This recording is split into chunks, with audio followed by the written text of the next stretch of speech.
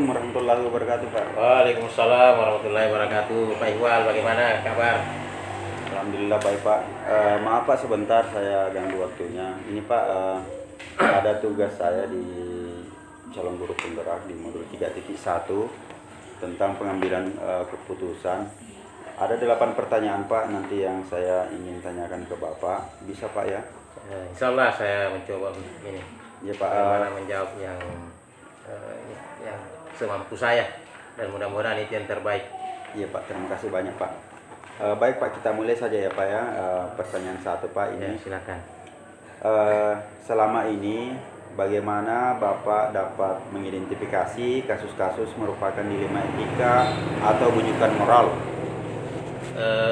Sejujurnya ini Pak Iqbal, ini kalau pertanyaannya agak sulit bagi saya, tapi saya coba untuk memberikan apa yang biasa saya baca, saya dengar ya, terkait dengan pertanyaannya tadi ya. Jadi saya mencoba melihat dari sudut pandang moral dan hukum yang terkandung di dalamnya ya. Kasus tersebut biasanya melanggar hukum, yang mana yang melanggar hukum maka sudah tentu benar lawan yang salah. Namun jika masih bisa dikatakan benar lawan benar, maksud saya dikatakan benar lawan juga benar, masalahnya tersebut dilema etika. Ya, Pak. Terima kasih, Pak. Selanjutnya Pak, yang kedua, selama ini bagaimana Bapak menjalankan pengambilan keputusan di sekolah Bapak, terutama untuk kasus-kasus di mana ada dua kepentingan yang sama-sama benar atau sama-sama mengandung nilai kebijakan, Pak? Kalau terkait dengan pertanyaan itu, selama ini yang saya lakukan identifikasi dulu. Ya, identifikasi dulu masalahnya atau kasusnya dari berbagai sudut pandang. Ya, karena kan kita tidak bisa menjustis dari satu sudut saja. Ya, harus memperkaya dulu kita punya sudut pandang sebelum mengambil sebuah keputusan. Kemudian ketika sudut pandang itu sudah kita kaji, kemudian menimbang secara matang. Ya, kita menimbang secara matang mana yang paling benar, dan keputusan tersebut ya tentu harus menguntungkan banyak orang. Ya, harus menguntungkan banyak orang, tidak ada yang dirugikan. Nah, itu begitu Pak Iwan. Pak. Selanjutnya Pak, yang ketiga, langkah-langkah atau prosedur seperti apa yang bisa Bapak lakukan selama ini? Jadi kalau masuk dalam langkah-langkah yang biasa saya lakukan, ya biasanya itu saya menentukan dulu penyebab permasalahan tersebut. Ya, kemudian menentukan siapa yang terlibat atau mengetahui, ya mengidentifikasi siapa-siapa saja yang terlibat di situ. Selanjutnya ya menanyakan kepada orang-orang terdekatnya, sekitarnya. Ya, karena orang-orang sekitarnya itu biasanya pasti memberikan informasi yang akurat. Nah, karena kalau kita tanya bersangkutan, biasa kita masih ragu, tapi kalau orang di sekitarnya, itu pasti memberikan yang akurat. Kemudian berdiskusi dengan warga sekolah. Nah, kita libatkan semua yang ada di sekolah untuk berdiskusi ya, supaya pengambilan keputusannya lebih bagus lagi. Ya, kemudian membuat beberapa solusi keputusan bersama, ya menimbang lagi dari berbagai sudut pandang ya, sebelum memutuskan yang terakhir lah, maksudnya yang sudah menjadi keputusan mutlak. Iya Pak. Ya. Baik Pak, terima kasih Pak. Selanjutnya Pak, ini yang keempat, hal-hal apa saja yang selama ini Bapak anggap efektif dalam pengambilan keputusan pada kasus-kasus dilema etika? Ya, jadi saya anggap efektif biasa itu karena itu yang beberapa kali sudah dilakukan. Ya, jadi melakukan dulu analisis kasus. Ya, analisis kasus, kemudian menentukan solusinya, ya menyesuaikan dengan peraturan dan norma yang berlaku. Ya, karena kita juga mengambil keputusan harus memperhatikan itu. Jangan sampai kita sendiri mencari solusi sementara kita melanggar norma. Ya, serta mengedepankan kepentingan umum atau solusi tersebut bermanfaat bagi banyak orang dan baik secara jangka panjang. Nah, itu yang paling penting, Pak Iqbal. luar biasa Pak ya. Ini Pak, selanjutnya yang kelima ini Pak. Hal-hal apa saja yang selama ini merupakan tantangan dalam pengambilan keputusan pada kasus dilema etika Pak? Ya. Yang namanya masalah seperti ini tentu tantangannya tidak sedikit. Ya, bukan berarti kita juga menyerah untuk masalah-masalah seperti itu. Tentu kita tetap ada di garis terdepan untuk penyelesaian masalahnya. Jadi tantangannya dalam mengambil keputusan biasanya adalah mencari keputusan yang terbaik. Ya, bagaimana kita mencari keputusan yang terbaik? Karena kadang-kadang kita sudah pikir, oh ini keputusan yang terbaik. Ternyata masih ada hal-hal yang dirugikan dari keputusan itu. Betul Pak. Ya, karena keduanya merupakan masalah yang masalah yang sama-sama benar dalam mengambil keputusan harus menguntungkan kedua belah pihak dan tidak merugikan salah satunya. Oke Pak. Selanjutnya Pak, ini yang pertanyaan yang keenam. Insya Allah 3 lagi Pak ya. Apakah Bapak memiliki sebuah tata kala atau jadwal tertentu dalam sebuah penyelesaian kasus dilema etika? Apakah Bapak langsung menyelesaikannya di tempat atau memiliki sebuah jadwal untuk menyelesaikannya? Bentuk apa atau prosedur seperti apa yang Bapak jalankan? Ya. Jadi untuk memutuskan masalah yang ringan biasanya saya langsung putuskan. Tapi jika masalah itu berat, ya saya melakukan sesuai dengan langkah-langkah yang disebut pada 3 poin tadi. Oke. Ya, poin 3 Pak ya. Ya. Oke, langkah-langkah yang ketiga. Oke. Selanjutnya Pak, ini pertanyaan yang ketujuh. Adakah seseorang atau faktor-faktor apa saja selama ini mempermudah atau membantu Bapak dalam pengambilan keputusan dalam kasus-kasus dilema etika? Ya. Jadi selaku pimpinan instansi, ya di situ kan kita bukan hanya saya di situ. Ya, walaupun pimpinan tertinggi misalnya di situ adalah saya, tetapi kan ada warga sekolah. Warga sekolah, ada siswa, ada guru-guru yang lain. Ya tentu dalam mengambil keputusan, saya selalu mengajak warga sekolah. Ya di situ ada stakeholder juga, wali murid dalam hal ini apalagi namanya komite. Ya, komite. Ya jadi orang-orang yang mempunyai kedekatan personal dengan orang yang mengalami permasalahan itu semua saya ajak. Jadi banyak yang membantu dalam mencari alternatif solusi.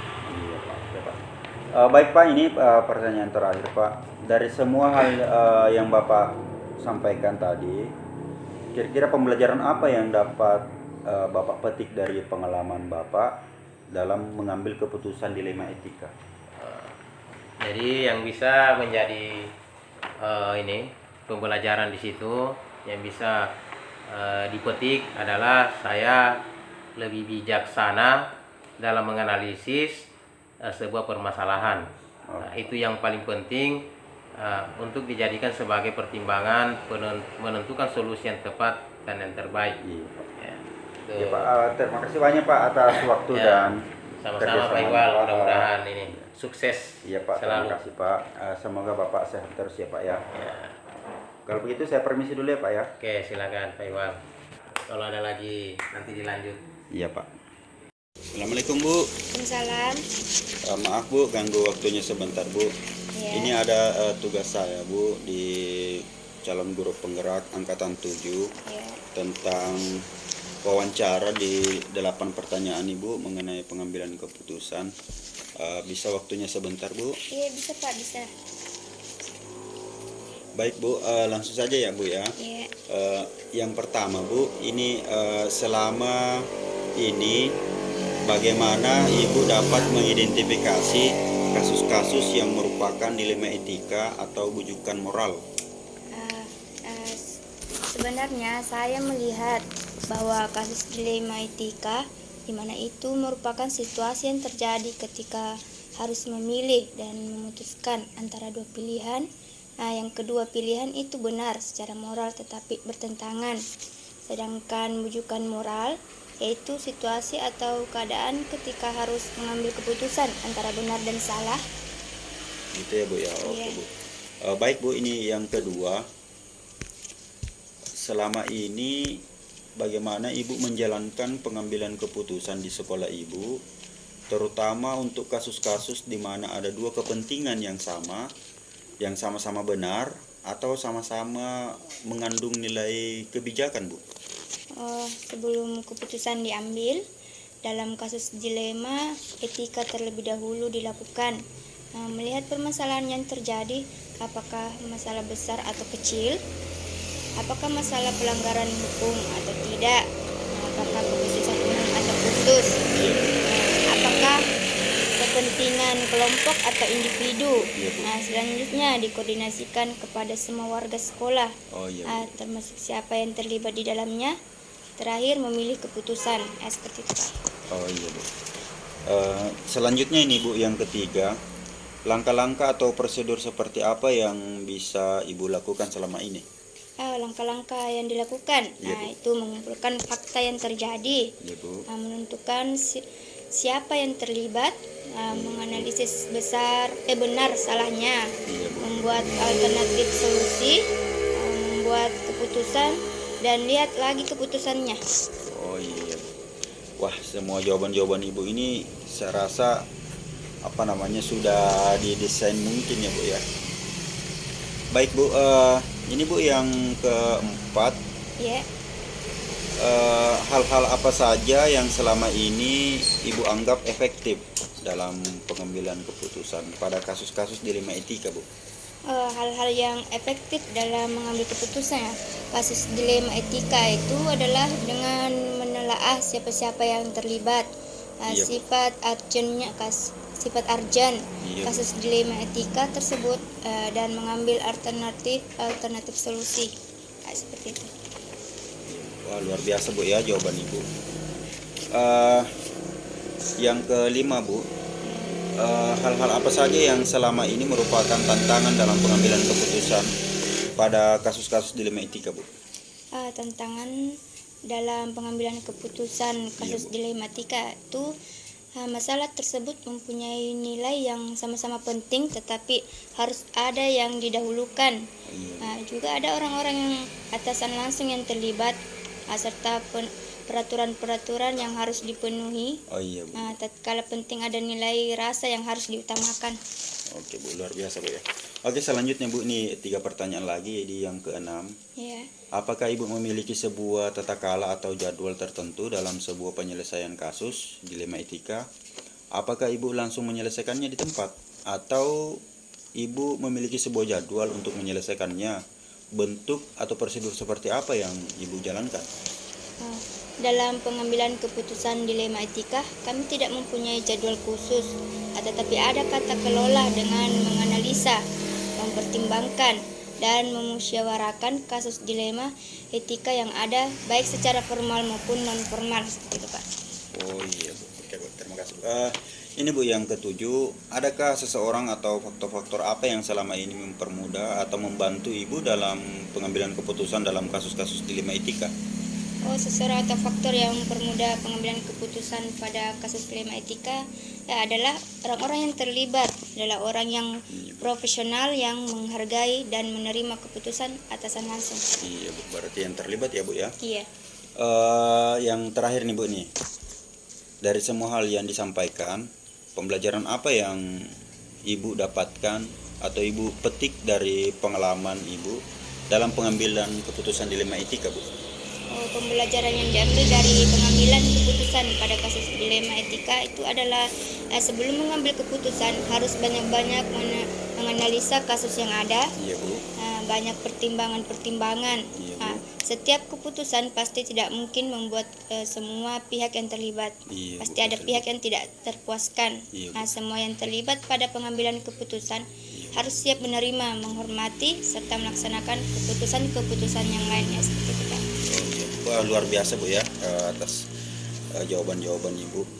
Terima kasih banyak, Bu, atas waktunya. Saya mohon izin dulu ya, Bu ya. Sehat selalu, Bu ya. Iya, Pak. Semoga sukses, Pak. Iya, Bu. Assalamualaikum, Bu. Waalaikumsalam.